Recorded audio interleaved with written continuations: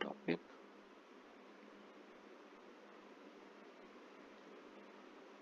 Okay, so we will talk about Biot-Savart's law.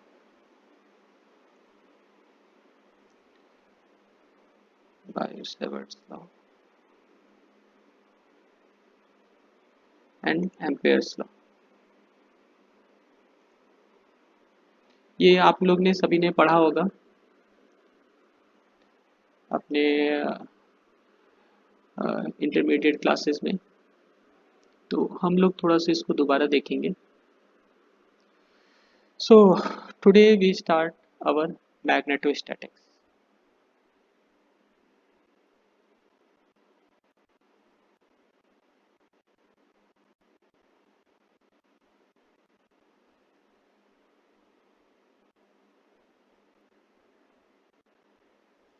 Magnetostatics. तो magnetostatics में भी हम लोग इलेक्ट्रोस्टैटिक्स की तरह ही प्रोसीड करेंगे. मैग्नेटोस्टैटिक्स में भी आपको फील्ड्स के बारे में स्टडी करना है. Till now we have studied about electric field. Here we will study about magnetic fields. So आपको पता है इलेक्ट्रिक फील्ड जो है वो कौन जनरेट करता है? Electric charges generates electric field. But what thing generate magnetic field? So the first can be the permanent magnet itself.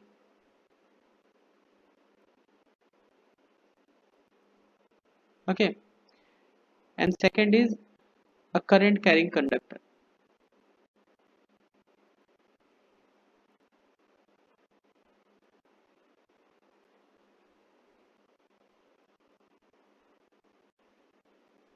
Okay, so in this class, as per point of view of electrical engineering, we will concentrate on this part,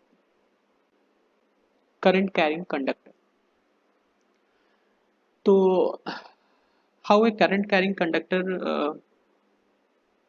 generates magnetic field. So दरअसल जब भी हम fields की बात करते हैं तो field are not something which you can visualise. इसको एक्सपीरियंस किया जा सकता है. जैसे कि विंड विंड विंड को हम कभी देख नहीं पाते हैं, but we can experience the wind through the force applied by that wind on our physical objects. तो likewise we have understood the field as to be the force applied by a source onto a test particle. Like जैसे electrostatics में हमने field को जब define किया था तो हमने एक टेस्ट चार्ज लेके आए थे. We have defined the force applied on that test charge by your source charge. Okay, similarly यहाँ पे भी मैग्नेटोस्टैटिक्स में भी हम वैसा ही करेंगे उसको डिफाइन करने के लिए.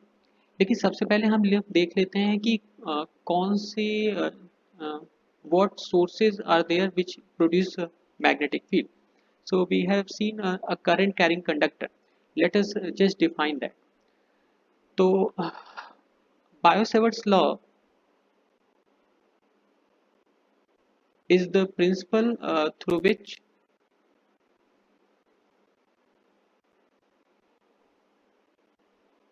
you can define magnetic field that will be generated due to a current carrying conductor.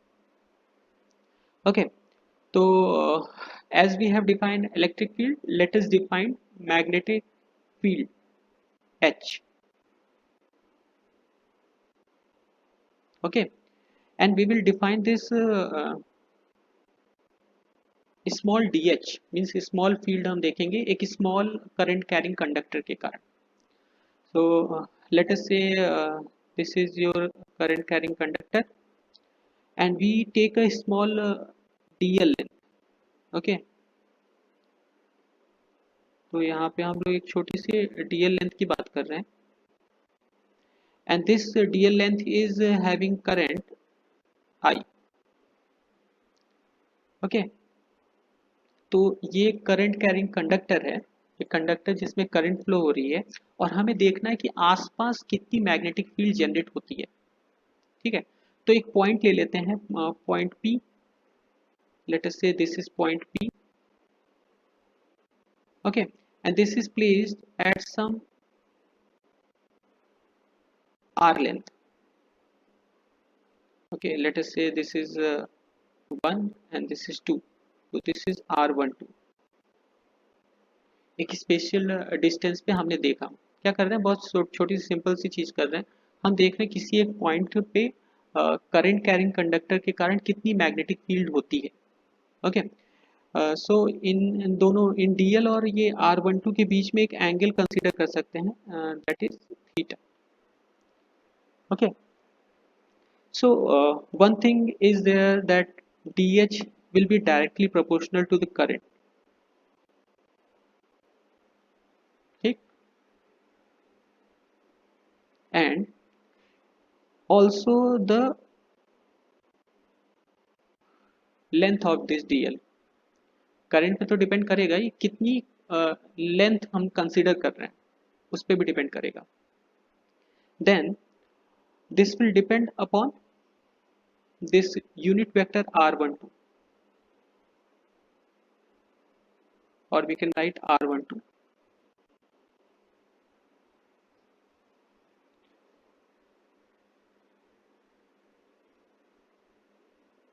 Okay,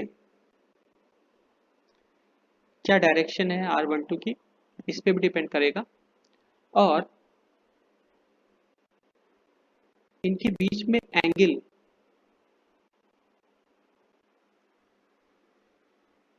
इस पे डिपेंड करेगा,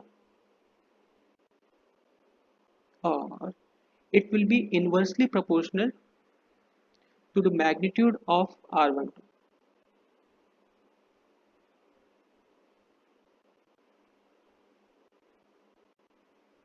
okay,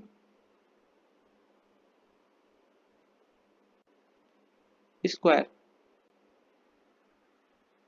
inversely proportional to the square of R12, और यहाँ पे ये यूनिट वेक्टर होगा, sorry for that, this is a unit vector.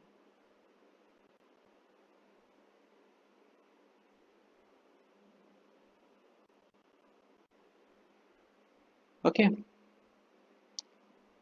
तो ये तो हो गया इसका magnitude. What about the direction, अगर देखो, अगर आप इलेक्ट्रिक फील्ड से कंपेयर करो, तो अगर हम लोग इलेक्ट्रिक फील्ड लिखते थे, तो इलेक्ट्रिक फील्ड किस पे डिपेंड करता था, चार्ज पे डिपेंड करता था, सोर्स चार्ज, और किस पे डिपेंड करता था,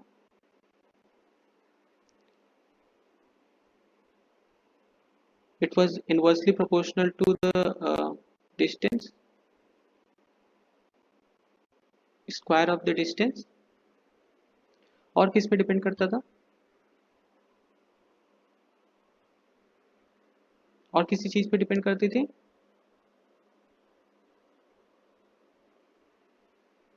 बोलिए, और कोई एक इम्पॉर्टेंट चीज छूट रही है यहाँ पे,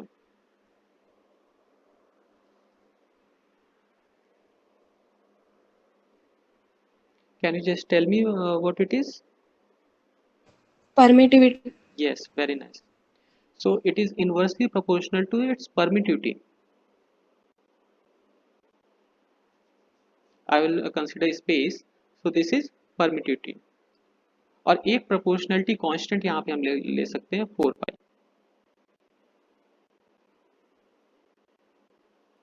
ये इलेक्ट्रिक फील्ड था, यहाँ पे भी 4 पाई ले सकते हैं।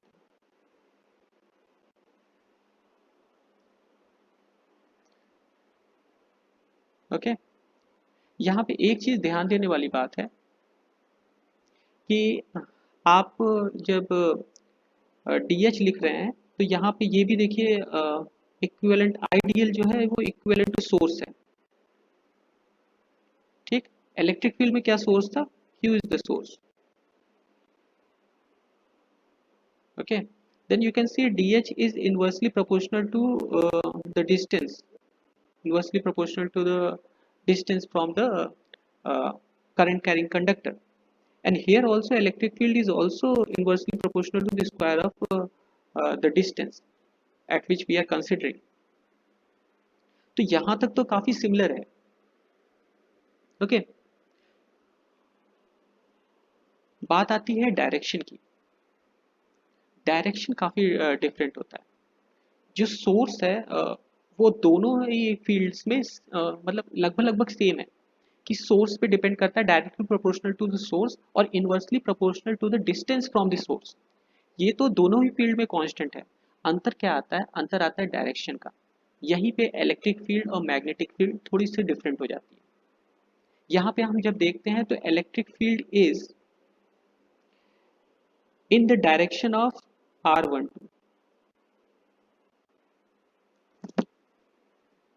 ठीक है. इलेक्ट्रिक फील्ड जो है जो R12 का है वो R12 के डायरेक्शन में है, लेकिन यहाँ पे एक साइन थीटा का भी टर्म आ जा रहा है.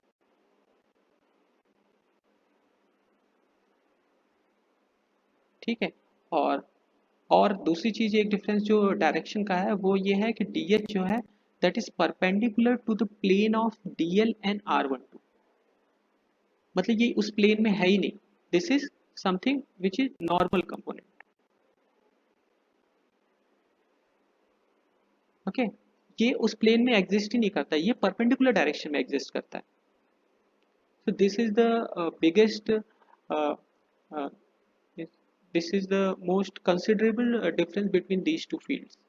इलेक्ट्रिक फील्ड जो होता है आप जिस प्लेन में चार्ज है और डिस्टेंस है उसी प्लेन में इलेक्ट्रिक फील्ड रहता है, that is in the direction. But magnetic field is perpendicular to the direction. इसलिए हमेशा इलेक्ट्रिक फील्ड और मैग्नेटिक फील्ड परपेंडिकुलर होते हैं एक दूसरे के. They are not never in the same direction, they are always perpendicular in perpendicular direction. क्योंकि ये जो करंट है देखिए ये क्यों फ्लो हो रही है? Because of the electric field, applied electric field. तो करंट इस डायरेक्शन में है तो इसका मतलब इलेक्ट्रिक फील्ड भी इसी डायरेक्शन में होगा. बट यहाँ पे मैग्नेटिक फील्ड आप देख सकते, magnetic field is coming perpendicular. Okay. इसको अगर सिंप्लीफाइड तरीके से और लिखना चाहें तो हम इसको लिख सकते हैं क्रॉस प्रोडक्ट में. तो DH you can write I DL cross vector cross product with R12 divided by 4 pi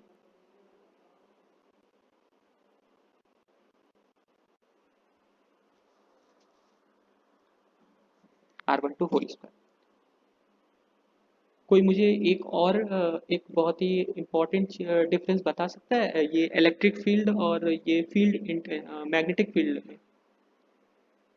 एक बहुत ही इम्पोर्टेंट डिफरेंस है. Just try to catch that.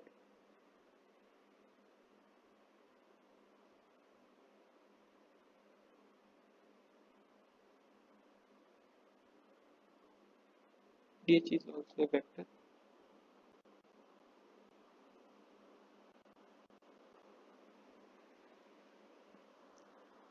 DL को भी सर ये परमिटिविटी पे डिपेंड नहीं कर रहा है मैग्नेटिक फील्ड. बिल्कुल बहुत ही अच्छा ये कैच है. आपकी इलेक्ट्रिक फील्ड मीडियम प्रॉपर्टी पे डिपेंड करती है, लेकिन आपकी मैग्नेटिक फील्ड जो है मीडियम प्रॉपर्टी पे डिपेंड नहीं करती. समझ में आ रही है ये चीज? अब देखिए डिफरेंस आप मतलब समझ सकते हो. DH जो मैग्नेटिक फील्ड इंटेंसिटी है, किसी भी एक पॉइंट पे जो फील्ड इंटेंसिटी है, that will only depend upon the source. कितना करंट है, कितना लेंथ है कंडक्टर का, इस पे डिपेंड करेगा. कितना डिस्टेंस पे आप खड़े हो, इस पे कभी भी डिपेंड नहीं करेगा कि फील्ड की मीडियम की परमिबिलिटी क्या है, मीडियम की मैग्नेटिक प्रॉपर्टी क्या है. इलेक्ट्रोस्टैटिक्स में हम देखते हैं इलेक्ट्रिक प्रॉपर्टी क्या है मीडियम की, और मैग्नेटिक फील्ड में हम लोग देखते हैं मैग्नेटिक प्रॉपर्टी क्या है. Okay, so this is a very important point that it do not depends upon the medium magnetic property that is called as permeability mu naught. Okay, तो ये एक बहुत important point है. और सेकंड थिंग आप एक और चीज़ इसमें कंसिडर करना चाहिए कि क्या एक ओपन कंडक्टर कभी भी कोई करंट कैरी कर सकता है? अगर ये कंडक्टर ओपन है तो इसमें कोई करंट होगा? It will never have a current. Current has to be in a close path. तो ये क्लोज तो जरूर होगा कहीं ना कहीं से, ये it has to be close. समझ रहे हैं? So if this is I and you are considering a small dl length and you are finding dh here,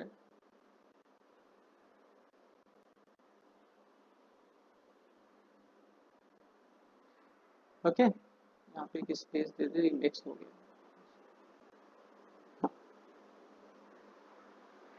अगर आपको पी पॉइंट पे मैग्नेटिक फील्ड पता करनी है, मैग्नेटिक फील्ड इंटेंसिटी, तो आपको पूरे कंडक्टर को कंसीडर करना पड़ेगा,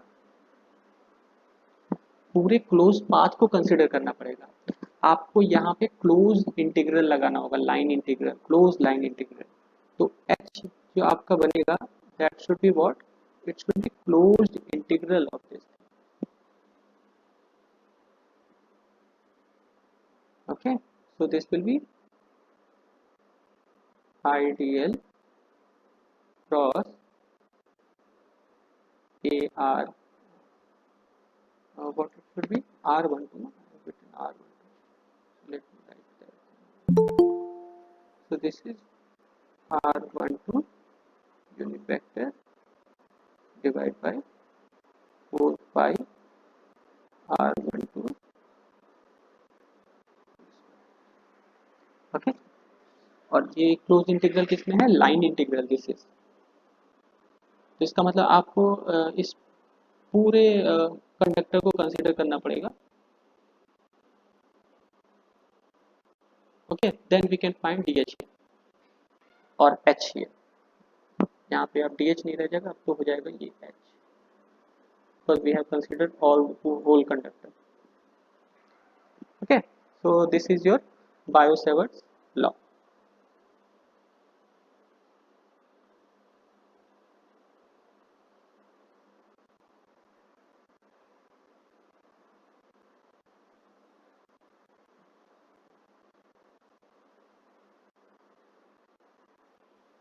Okay,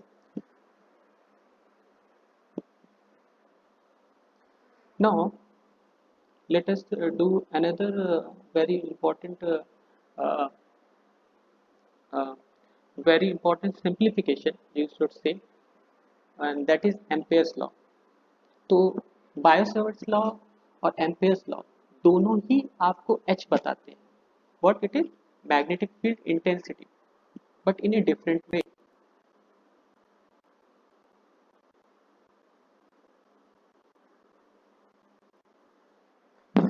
लाइक इन इलेक्ट्रोस्टैटिक्स, एक तो हो गया फैराडेज लॉ. फैराडेज लॉ से आप फोर्सेस निकालते हो, फिर वहां से इलेक्ट्रिक फील्ड निकालते हैं. तो एक तो वो लॉ हो गया. और दूसरा लॉ क्या होता है जो सिंप्लीफाई करता है इस प्रोसेस को, पूरे प्रोसेस को, ये इलेक्ट्रिक फील्ड निकालने के पूरे प्रोसेस को सिंप्लीफाई करता है, उसको क्या कहते हैं? That is Gauss's law. Okay, तो आप एम्पियर्स लॉ को भी एक टाइप का गॉसेस लॉ ही कह सकते हो. ठीक है, मैग्नेटिक गॉसेस लॉ. तो ये थोड़ा सिंप्लीफाई करता है. कैसे सिंप्लीफाई करता है कि ये, इफ यू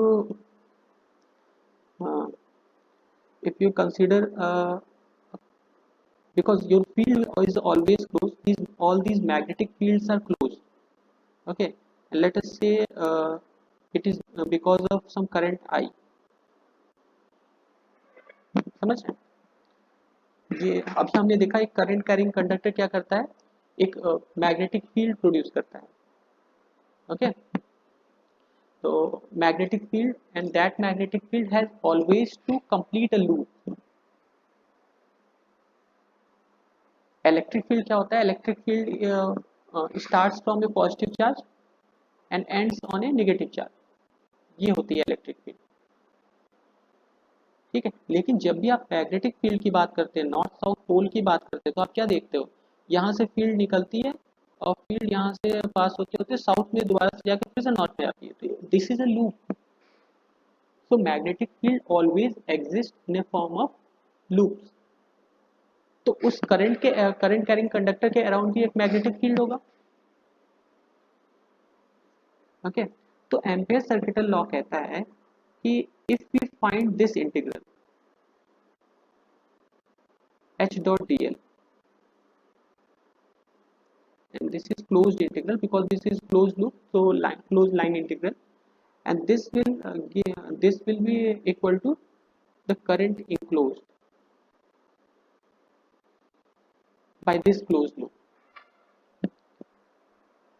एक सिंप्लीफाइड तरीका, और कुछ नहीं करना है.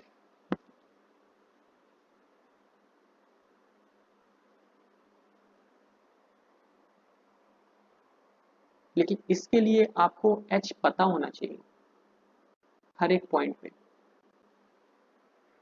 तो हर एक मतलब कि h डॉट dl क्या है, what is h dot dl. So if dl is in this direction, so if dl is in this direction, this arc length,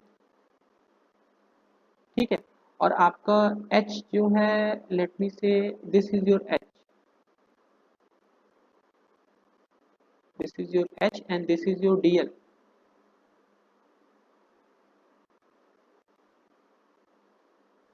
तो आपको देखिए क्या करना है, dl डॉट h करना है. और जब भी हम डॉट करते थे तो हम क्या देखते थे कि एक वेक्टर दूसरे वेक्टर के डायरेक्शन में कितना है. तो हमें ये h का हम कंपोनेंट निकालना है. एक तरीके से हम h का ये कंपोनेंट निकालना है जो dl के डायरेक्शन में होगा. ओके. और इन सारे h को हम इस पूरे हर एक पॉइंट पे निकाल के हम हर एक पॉइंट पे ऐड कर रहे हैं. यही तो होता है ना. इंटीग्रल का क्या मतलब होता है, इंटीग्रल का मतलब कि ऐड करना. तो h जो है वो dl के डायरेक्शन में कितना है, ये हर एक पॉइंट पे हम चेक कर रहे हैं और उसको ऐड कर रहे हैं. तो इसका मतलब तो h हमें पता होना चाहिए हर एक पॉइंट का. तो h ही पता चल गया तो इसका इस लॉ का मतलब ही क्या हुआ. कोई बता सकता है इसमें कहाँ पे प्रॉब्लम है इस पूरी चीज़ों में, कॉन्सेप्ट में.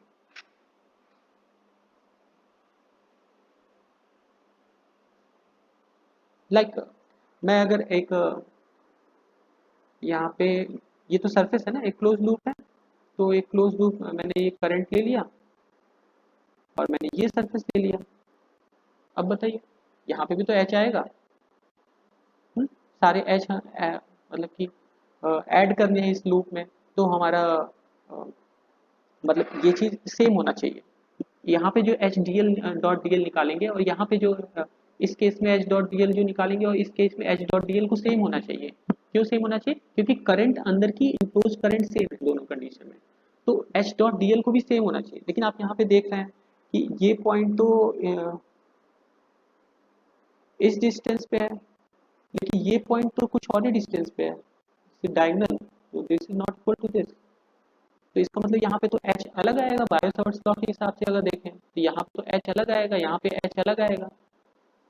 तो इसका मतलब हर पॉइंट का एच निकालें और फिर हम ऐड करते रहें. तो ये तो और लंबा प्रोसेस है. तो कोई मुझे बता सकता है कि कहाँ पे कैच है.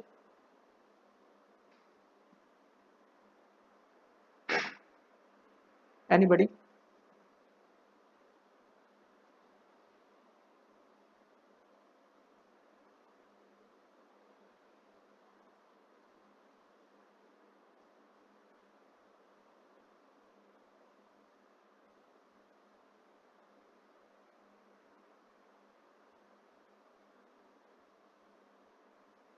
दिमाग के घोड़े चलाइए.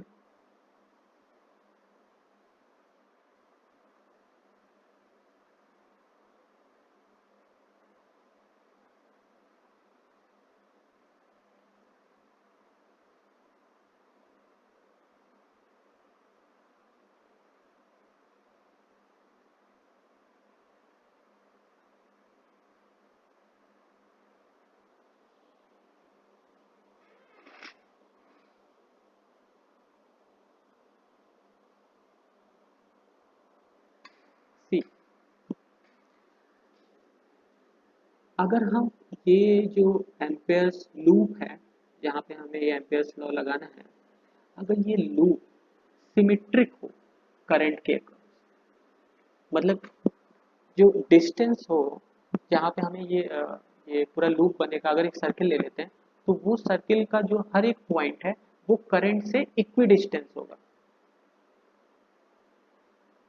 अगर इक्वी डिस्टेंस होगा और करंट सोर्स भी हमारा सेम है, तो आपको नहीं लगता एच सेम आएगा हर जगह?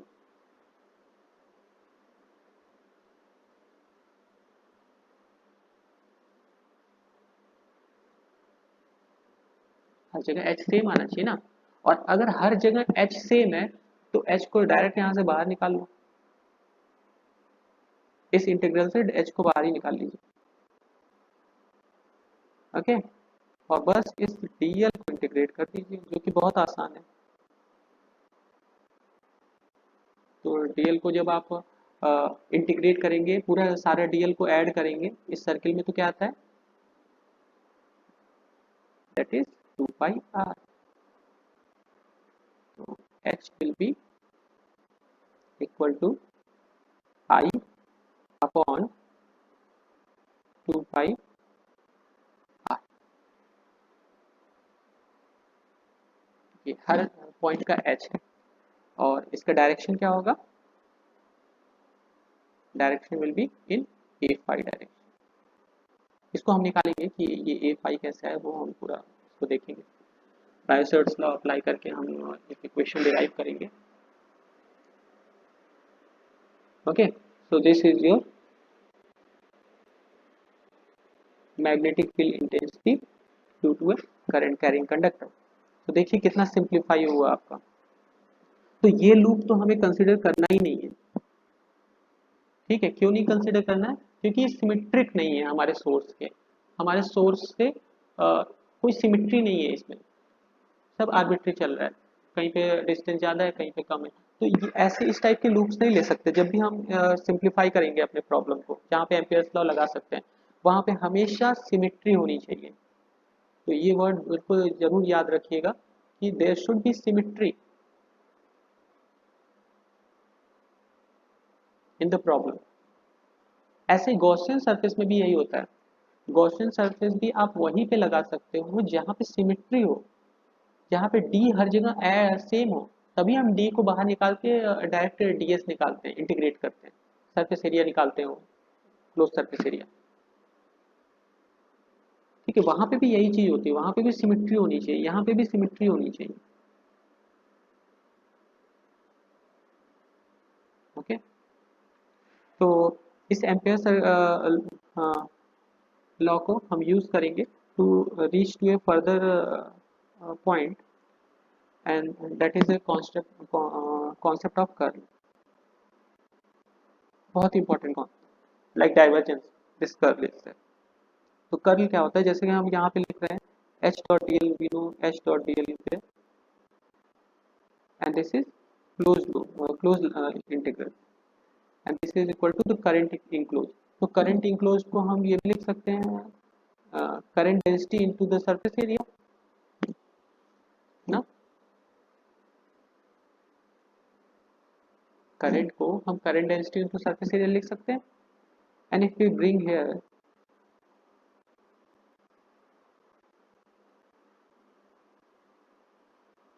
divide by the surface area, so this will be equal to the current density. And if we start decreasing the surface area to zero, एकदम आखिरी तक पहुंच जाए, तो क्या होता है? then it is called curl।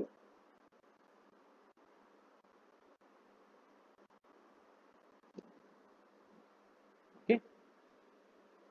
इसको हम क्या कहते हैं? इस फॉर्मूले को क्या कहते हैं? कर्ल। ये तो फॉर्मूला है। इसका फिजिकल सिग्निफिकेंस अभी मैं थोड़ी देर में बताऊंगा ये क्या चीज है exactly. so del cross H is equal to the current density.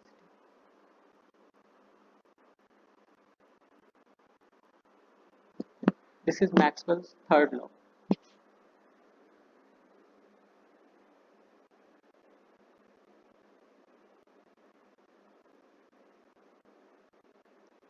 इसका जो ऐसे साइंटिस्ट हैं जिनके फॉर्मूलाज चेंज नहीं हुए आफ्टर आइंस्टीन।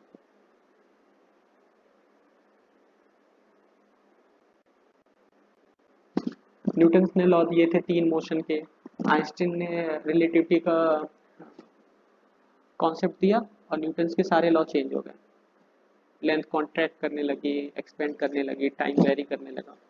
लेकिन एक ही पूरे साइंस की फिलॉसफी में एक ही जो कॉन्सेप्ट है वो चेंज नहीं हुआ, and that is this Maxwell's equation. जो इलेक्ट्रिक और मैग्नेटिक फील्ड के बीच में रिलेशन है, that couldn't be change by Einstein's law. So this is such a huge thing, जो बहुत ही इंपॉर्टेंट कॉन्सेप्ट है। So this is the curl of H is equal to J, ठीक है, करंट डेंसिटी। तो भाई ये कर्ल होता क्या है? लाइक डाइवर्जेंस क्या था? When we talked about divergence, तो डाइवर्जेंस से हम लोग क्या निकाले थे? हम लोग क्या निकालते थे? डी निकालते थे। तो डाइवर्जेंस था क्या? Sorry, D this is, so this was equal to rho B, ये डाइवर्जेंस होता था। तो डाइवर्जेंस क्या होता था? कोई भी चीज जो फैल रही है, विच इज एक्सपेंडिंग, उसका एक कोई सोर्स होगा। अगर चीजें फैल रही हैं या कॉन्ट्रैक्ट कर रही हैं, तो या तो कोई सोर्स होगा जो उनको जनरेट कर रहा है, या तो कोई सिंक होगा जहां पे वो जा रही है। तो हमने देखा था divergence of D was equal to rho V, charge density. ठीक है, तो चार्ज अगर कुछ होगा तो वो डी जनरेट कर रहा होगा। Okay, so this is divergence. If something is expanding, you calculate the divergence of that thing, so you will get some positive value. But if something is rotating, like hurricane, fan, it all rotate. Magnetic field, it all rotates in a loop. तो जो भी चीजें rotate हो रही होंगी, उनका curl कुछ positive आएगा, मतलब उनको रोटेट किया जा रहा है। ठीक है, कोई भी चीज रोटेट हो रही है तो उनको रोटेट किया जा रहा है, so there must be a source.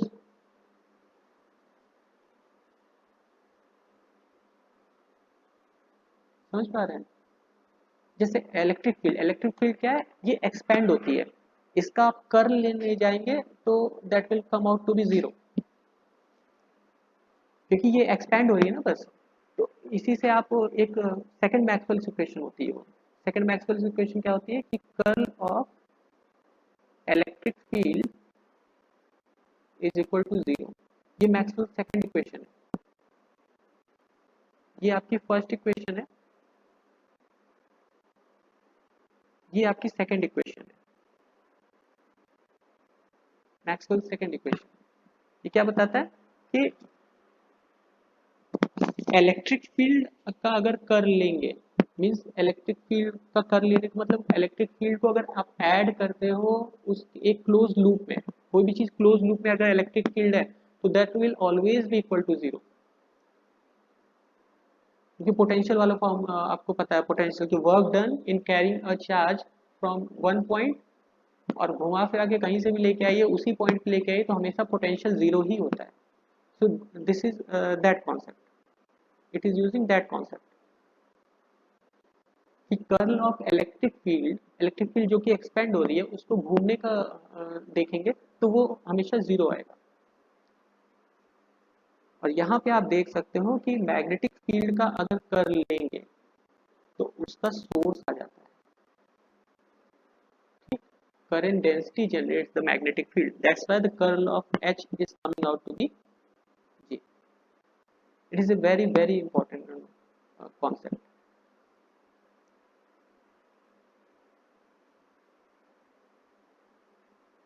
Okay, तो यहाँ पे हम लोग लिख सकते हैं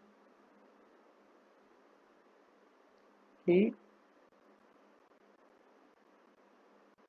H dot dl divided by S will be equal to del cross H. Okay, curl, और ये क्रॉस वेक्टर है, because this is something and this is a vector. इस क्रॉस प्रोडक्ट हमेशा दो वेक्टर्स के बीच में लिया जाता है। ये एक वेक्टर है और इनकी एक डायरेक्शन भी होगी, क्रॉस वेक्टर हमेशा एक वेक्टर देता है। तो इसको हम लोग ये निकाल सकते हैं यहाँ पे कैसे, एच इंटू एस। ओके, तो ये वेक्टर होगा और ये नॉर्मल वेक्टर होगा, और एस का भी नॉर्मल वेक्टर का ये डॉट ले लेंगे तो आपको क्या आ जाएगा, टोटल एच डी एल। इसको इंटीग्रल फॉर्म में लिख सकते हैं हम लोग। तो इंटीग्रल फॉर्म में ये लिखा जाएगा del cross H D S. Okay, दोनों का नॉर्मल कंपोनेंट होगा ये, और इन दोनों का डॉट प्रोडक्ट लेंगे। तो this is the surface area, surface integral. तो आपने एक डाइवर्जेंस थ्योरम पढ़ा था जिसमें वॉल्यूम इंटीग्रल को हम लोग सरफेस इंटीग्रल में रिड्यूस किए थे ना, ये पढ़ा था ना आपने। ये तो अभी हम इस पे आते हैं। आपने ये पढ़ा था कि D dot D S close integral जो था, what was this, this was del divergence of D और डीवी में इंटीग्रेट करना था, ये वॉल्यूम इंटीग्रल था। This is what, this is divergence theorem. ये क्या कर रहा है, वॉल्यूम इंटीग्रल को थ्री डायमेंशन इंटीग्रल को आपको टू डायमेंशन इंटीग्रल में कन्वर्ट कर रहा है, वॉल्यूम इंटीग्रल को सरफेस इंटीग्रल में। This is divergence theorem and this is strokes theorem. इसमें क्या हो रहा है देखिए, सरफेस इंटीग्रल को हम लोग लाइन इंटीग्रल में कन्वर्ट कर रहे हैं। सो this is called strokes theorem.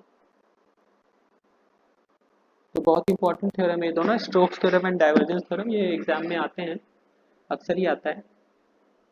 तो आप इसको देखते हैं, सरफेस इंटीग्रल को हम लोग क्लोज लाइन इंटीग्रल में कन्वर्ट कर सकते हैं।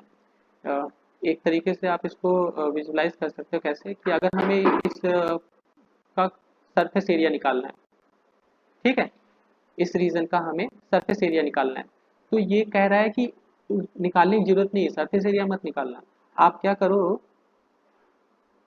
कि आप इसका पैरामीटर बता दो मुझे, मैं आपको सरफेस एरिया बता दूंगा। क्लोज लूप में लाइन इंटीग्रल, तो क्लोज लूप में जब आप इंटीग्रेट करोगे तो क्या आएगा, इसका पैरामीटर आएगा। So this is your parameter. So parameter, close loop का parameter will be equal to the area of that surface. जिस जो भी सरफेस है उसका जब आप पैरामीटर ऐड करोगे तो that will be equal to the area of that surface. So this is Stokes law, Stokes theorem, divergence theorem and Stokes theorem. तो ये दोनों बहुत इंपॉर्टेंट है, आप लोग को ये कंसिडर करना है। ओके, और आज के लिए इतना ही।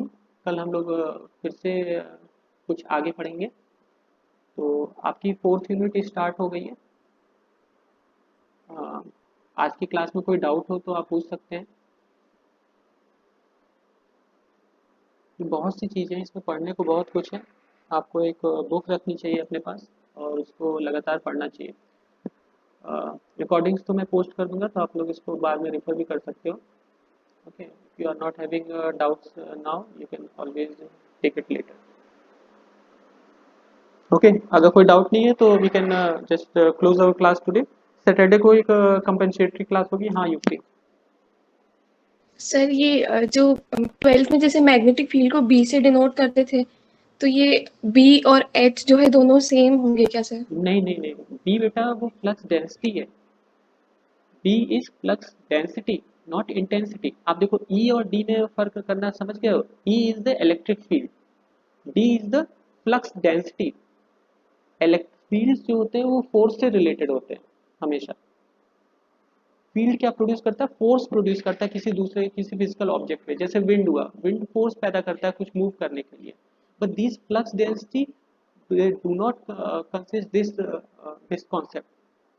ठीक है, तो field is something different and density is something different, flux density.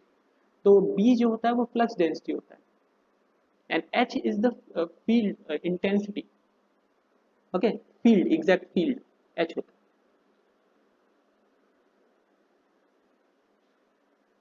कुछ समझ में आया? थोड़ा सा पढ़ना होता है, थोड़ा सा और पढ़िए और फिर नए डाउट आ सकते हैं. Okay, anything else?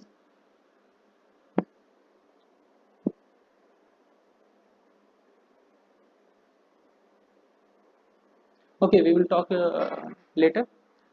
Just go through the recordings. You will be having some more doubt. और टाइमिंग आप न्यूमेरिकल्स को प्रैक्टिस करते रहिए. इलेक्ट्रोस्टैटिक्स में मैंने न्यूमेरिकल दिए, उसको अच्छे से प्रैक्टिस कीजिए and just send me assignment. I will send you the answers of that. Then you can check it. Okay, thank you for today. Thanks.